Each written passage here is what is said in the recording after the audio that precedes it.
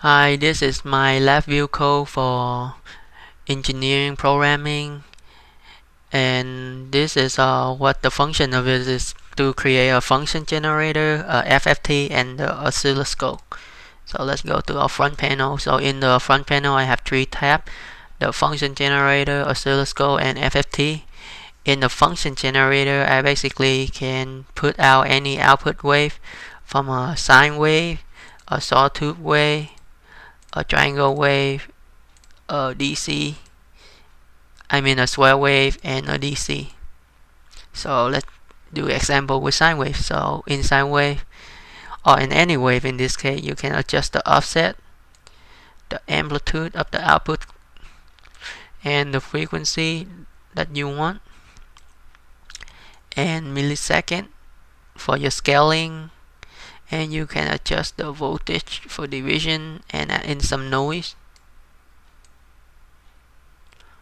Okay, let's go to oscilloscope. So in oscilloscope, I add in some more feature, which is save the values into a Excel file, and then the cursor for you to choosing where you want your cursor to be, and of course this one is out face, and then there also that to measure. So this gonna be label your location of your cursor, and you can edit them anytime that you lost a cursor.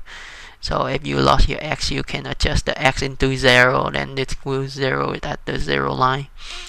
And there are also a trigger values menus that will trigger your function generator or your oscilloscope into looking at only one certain point. So it's easier to measure if you want to measure the time domain.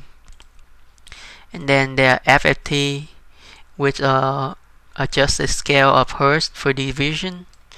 And as you can see, if you move the frequency farther and farther, you will see on the screen the FFT move farther and farther as well.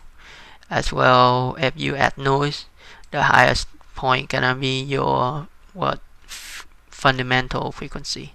And that's all for my video. Thank you for watching.